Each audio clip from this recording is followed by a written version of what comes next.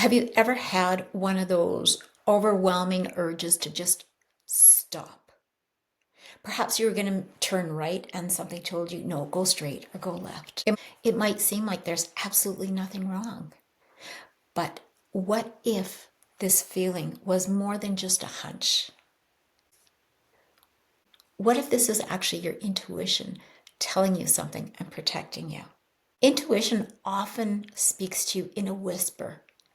It's that feeling in your gut, sudden emotions, or even just that unshakable sense of dread. It's not always about fear, but it's about alignment. And the more that you listen to these subtle little signals, you'll realize that there's a whole lot more going on in this intuition. When I was a young adult, a boy that I was dating, we went on a ride one night. We decided to drive someplace a little bit different. We were familiar with it, but we saw this one road and I thought, we didn't recognize seeing that road before. It had the road number, but followed by a letter. We decided to turn down that road. And as soon as it happened, I had the sickest feeling in the pit of my stomach. I got really nervous. I was just terrified. I saw a flashing light up in the distance. And as that light was flashing, I just was gripped with fear. Literally, I was paralyzed with the sick feeling in my stomach, knowing that if we get to that light, somehow that there would be no point of return. And it felt something very dark and very sinister and not of this world. Almost as if we were going to pass into a really dark dimension. And I wanted so bad to tell him, stop, turn around, turn around. But I thought he would think that I was being ridiculous. For some reason, I couldn't speak. Suddenly, he slammed on his brakes, spun around, and got out of there with no explanation. We went back the next day to investigate. That road did not exist. Have you ever had any kind of an experience like this before where something bizarre or unexplainable happened? You had a feeling and then afterwards you went back and just, this doesn't make any sense. Yet you were protected from something and kept safe from who knows what kind of tragedy. If you have, share your story down below. I'd love to hear it. And your stories help to support and encourage other people. Trusting your intuition and your instincts often protect you from unseen dangers. And they might not make any sense at all, and you can't explain it other than, I must have had angels watching over me. But intuition is that gut feeling and is quite often a message that there's something greater. It can be that little voice in the higher self. It might be that direct line to spiritual guidance.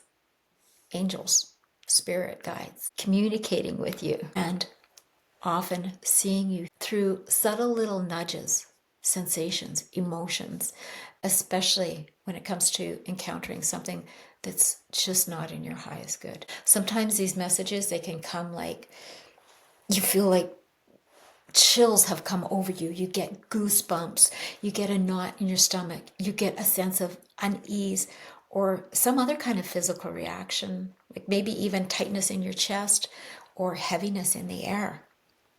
Whatever it is, all of these little signals, these little signs, they might seem irrational in the moment, but there's nothing clear, nothing around you that points to any logical danger. But that's the point. Intuition works beyond logic. We can't explain it. Angels don't need to tell us the why. They are guardians that have been assigned to watch over you, to protect you, to lead you. And that's their role, is to simply guide you and protect you. Not to justify what they're telling you, but just to keep you safe. And sometimes steering you away from a situation that can cause you harm physically, emotionally, or even spiritually. Fear can really be a strong prompting guide to keep us safe and to make better choices. There's a difference between understanding the fear that limits you and a fear that is protecting you. Fear that's rooted in anxiety often comes from experiences from the past where there's been chaos or some sort of overwhelm and friction, pulling you into scenarios of what if this and what if that. However, intuitive fear is a different thing altogether. Divine guidance tends to be direct, grounded, and persistent. It feels like a firm, quiet no. And there's something in there that you might feel resistance around it because it doesn't make sense. But yet listening to it is a good thing. And when you do listen to it, you realize afterwards that everything was fine. Or perhaps you might find out what it was that you were protected from. Or maybe you don't. But honoring this is very important. The more you pay attention to these signs and these signals, the more you honor these guides and you don't question it, the stronger this intuitive and spiritual guidance will come to you. And it becomes easier and easier. And these things can help you stay safe. I've lost track of how many times I've listened to that guidance. And I found out afterwards, wow, that stopped me from a head-on collision. Or, wow, again, collision, stop me from this and stop me from that. Or stopping at a green light when it didn't seem logical. And then, vroom, a car goes through in the red light. Just listening and paying attention. Don't question it because it doesn't need to be rational. Building this up isn't that difficult. There's lots of things that you can do to get in tune, to build up that trust. Mindful practices are a great way to help you connect with that intuition. So what can you do that's mindful? Well, pay attention to what's going on around you. If you're washing the dishes, it's easy to just be having, say, a TV on, listening to the TV, listening to the radio, have a conversation with someone. But instead, be mindful. Listen to the soap bubbles. Pay attention. Notice the sensation of the water, the temperature, the sound of wiping the plates. Being in the moment, like what is your heart doing at that moment? How are your feet seated on the floor? These are all little things to help you stay in tune and mindful. It's also a really great way for you to regulate yourself.